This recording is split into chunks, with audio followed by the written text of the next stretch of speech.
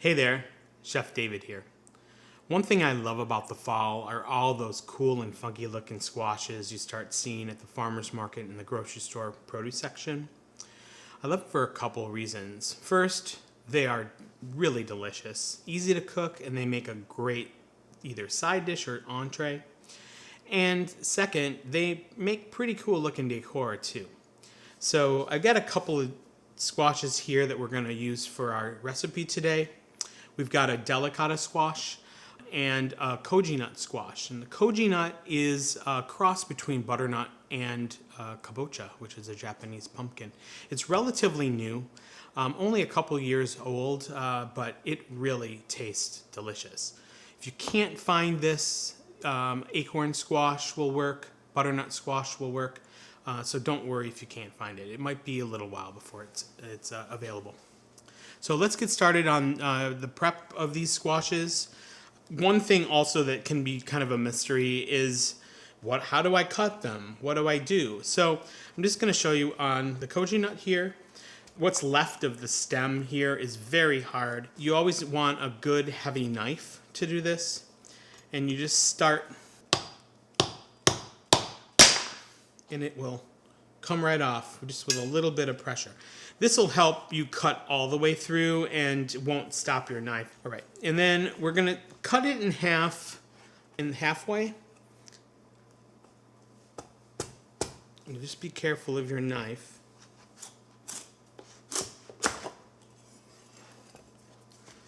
Now we're gonna cut the delicata squash. This is a little more straightforward. You wanna cut the end off here, and then cut the other end off there.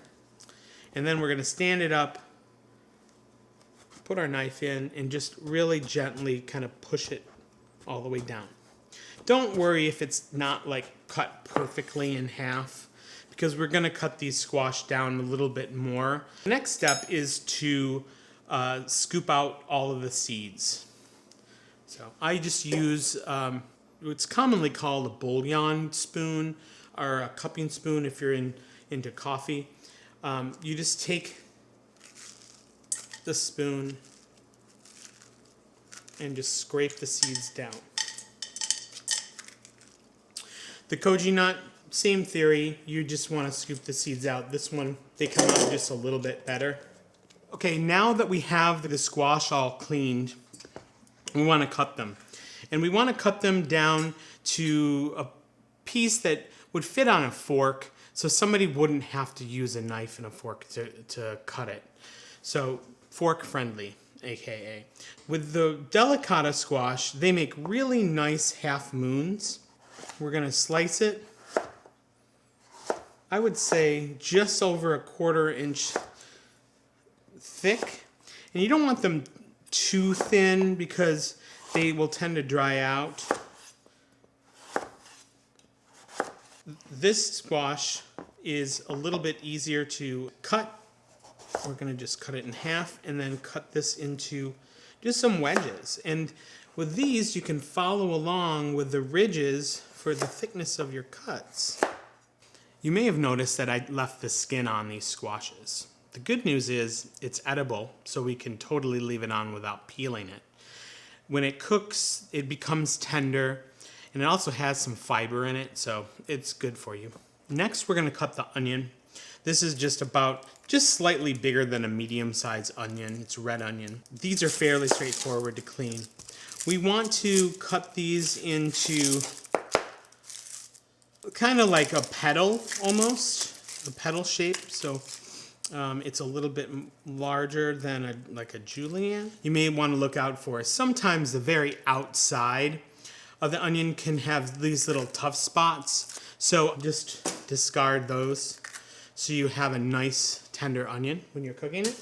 Otherwise you might get a little bit of a piece of onion that you can't chew through really.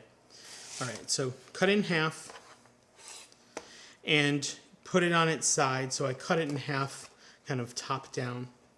And then you want to cut about, I would say about a 1/2 inch strips.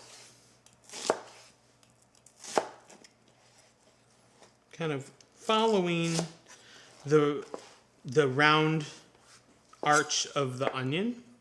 Start down the bottom and then go here. Okay, next we're gonna do the bacon. I put this bacon in the freezer for about half an hour before we're gonna cut it, because it'll make cutting it into thin strips much easier than if it's like room temperature or even refrigerator temperature. So you wanna shoot for about just a little under 1/4 of an inch, just slightly thinner than the thickness we cut that delicata squash. And because it's really cold, it's holding together, so it's making slicing it up a lot easier. So now that we have all the vegetables cut up, we're gonna start putting them onto our cooking tray, because we're gonna get some bacon grease from our bacon. You don't want that spilling out into your oven. So we're gonna start with the bacon, and you just wanna kind of spread this out on the bottom and get as much of this separated out as you can. The reason why we're putting it on the bottom first is it's gonna start cooking first, and the fat that's in the bacon will render out. That'll become our fat for cooking the squash. Don't worry about remembering all of the ingredients and the amounts. The recipe will be in the description below, so you can reference it whenever you'd like. So now we're finishing up with the bacon, and we're gonna move on to putting the onions down. So basically what we're trying to do here is we're layering all of the ingredients, because as they cook, they're gonna kind of cook separately. So the first is the bacon, because we want that to render. Next, we're gonna put the onions, and we're just gonna kind of break up little cross sections into what I like to refer to as like little petals almost. One thing that's great about this recipe is you can do this all ahead, and the night before have it all set up, and then the next day whenever you're ready to make it, just toss into the oven. So now that we have the onions and the bacon on the tray, what I like to do with the squash is just coat them with just a little bit of olive oil, because this will help the other seasoning and ingredients stick to the squash. So what we're going to season the squash with is some salt. This is just some lovely kosher salt. It's a nice little pinch. Some Gochugaru Korean chili flakes for a little bit of spice, and some ground coffee. So I like using this because it brings out the earthiness in the squash, and it gets really toasty when it's cooked. It'll just match perfectly with the bacons and the onions as well. So depending on how much you love coffee, you can use a little or a lot. I tend to use a lot. So now we have the seasonings on. Just want to give this a little bit of a toss, just to coat the squash. And there you go. It's all nicely coated with the coffee and the other seasonings. And now we're going to put this on the tray with the bacon and onions. So I like to lay the squash out just kind of next to each other. It takes just a little bit extra time, but definitely everything will cook much easier and more consistent. Don't worry about the onions not being seasoned. They're going to cook down with the bacon fat, so they're going to have plenty of flavor. So now we're going to just sprinkle some pumpkin seeds on here. These are great when they toast up. They have a nice nutty flavor that really tastes good with the coffee, but also that gives you kind of a textural crunch when you're enjoying it. And last but not least, you give the sweetness just a little bit of a boost. So I've got some honey here. I'm just going to drizzle, and I'm going to try to drizzle it as much on the squash as I can. Don't worry about the onions, but this will give the squash a nice glaze, especially with that coffee and salt. Okay, now we're ready to go in the oven. We're going to put it in a 400-degree oven if it's conventional, there's no fan, or if you've got a fan or convection fan in your oven, reduce the heat down to about 375 degrees. We're going to put it in for about 20 minutes, and then we're going to take it out, give everything a toss, and then put it in until it finishes, probably within 10 minutes after that. Now that the squash is in the oven, we're going to prep our garnish for the dish. We're going to use pomegranate seeds. Now, pomegranates can be very messy. They can stain your hands purple. They can make a mess on your cutting board. They can make a mess on your clothes.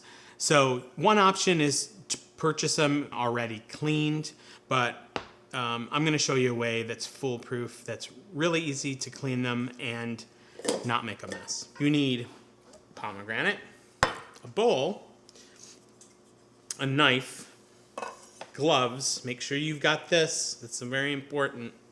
And some type of heavy, like a spoon, that's going to have some weight to it. Don't use a knife. It's dangerous. So we're going to take the pomegranate. We're going to cut it in half. Just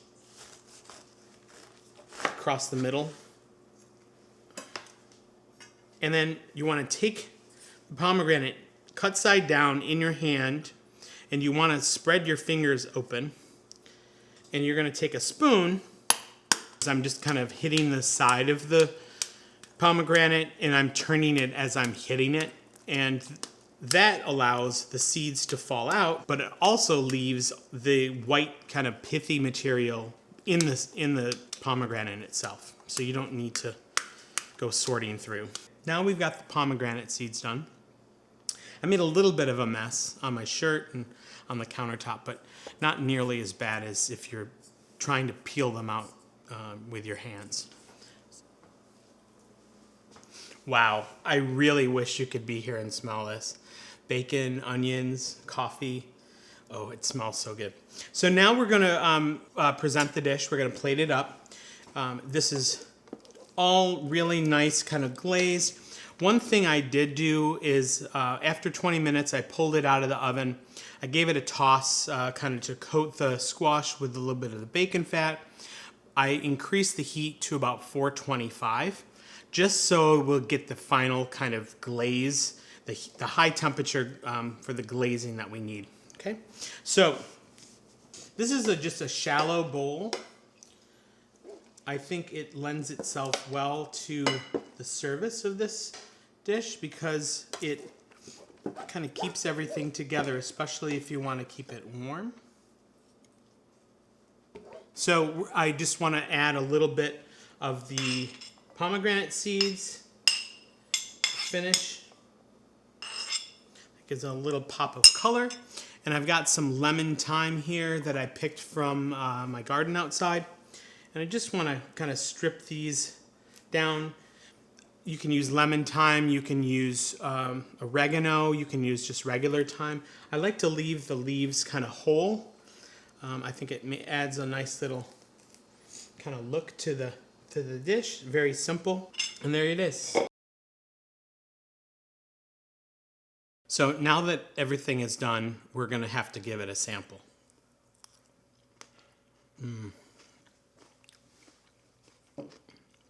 Wow. The pomegranate seeds kind of burst the bacon, the onions, just all in all, just a really wonderful dish.